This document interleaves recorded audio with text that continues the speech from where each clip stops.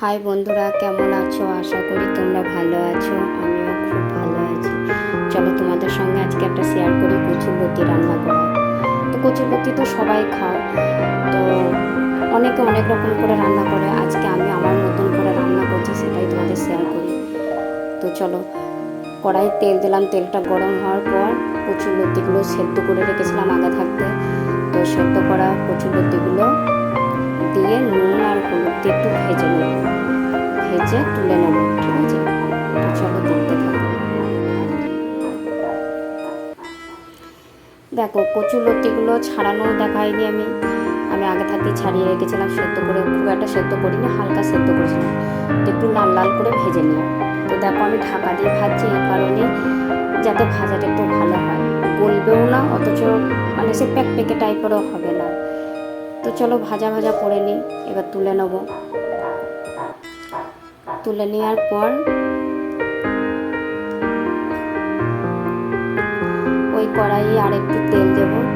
তেল দেওয়ার পর দেবো পেঁয়াজগুলো। তেলটা গরম হোক, পেঁয়াজগুলো দিয়ে নেবো। পেঁয়াজগুলো একটু ভাজা ভাজা হয়ে গেলে পরে মশলা দেবো। আমি মশলা একসঙ্গেই বেটে নিয়েছি। আদা, রসুন, একটু পেঁয়াজ, টমেটো, কাঁচা লঙ্কা, জিরে সব কিছু দিয়ে বেটে নিয়েছি। তো বেটে নেওয়াতে একটু মশলাটা কালার অন্যরকম হয়। তো চলো, আমি একসঙ্গে বেটে নিয়েছি। অনেকে অনেক রকম আলাদা আলাদা করে দেয়, আমি একসঙ্গেই বেটে নিয়েছি।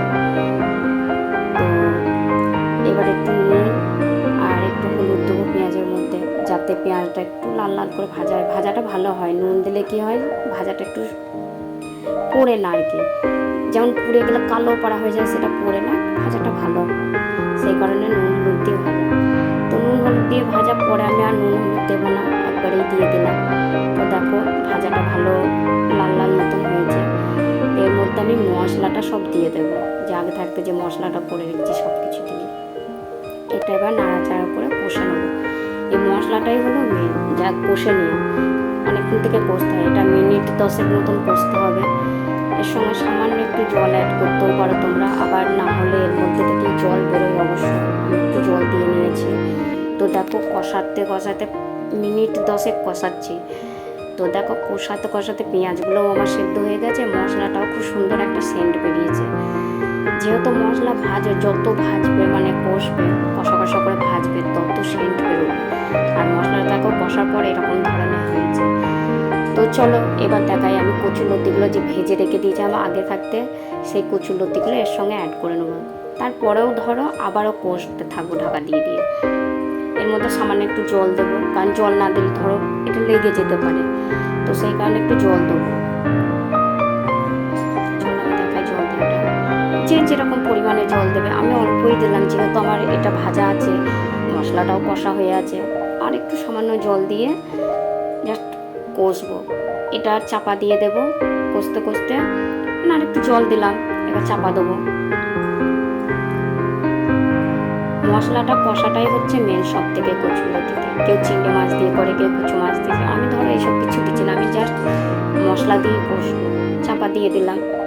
দেখো, তো এবার কষা হয়ে গেছে। দেখো, 15 মিনিট মতন কষলাম।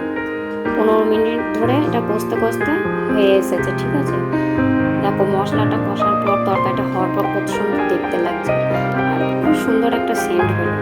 মশলাটা আদা, রসুন, পেঁয়াজ, লঙ্কা সব কিছু দেওয়া থাকে, তো সেই কারণে একটা সেন্ট আছে। এবার লেবু রস দিচ্ছি। লেবু রসটা দেওয়ার কারণ আমি বলি, এগুলো তো তুলে আনা কচু আমাদের জমি থেকে, তো এবার গলা ধরতেও পারে, সেই কারণে লেবু রসটা অ্যাড করা, যাতে গলাটা না ধরে। অনেকে বাজার থেকে কিনে এনে করে, যেটা সেটাতে লেবু রস লাগে না, আশা করি লাগে না, আবার ভয়েও দিয়া। তো জাস্ট আমার হয়ে গেছে কচুরলতিটা। নামাবার আগে আমি একটুখানি লেবু রসটা দিয়েছি, আর একবার ঢাকা দিয়ে ওই 2-3 মিনিট মতন একটু করতে দিয়েছি, যাতে সবার সঙ্গে মিশে যায়। সবটার সঙ্গে মিশে যাওয়ার পর ধরো হয়ে গেছে আমার তরকারিটা, মিশে গেল। এবার নামিয়ে নেব। তো দেখো আমার তরকারিটা কেমন হয়েছে। এটা খেতে খুব খুব সুন্দর হয়।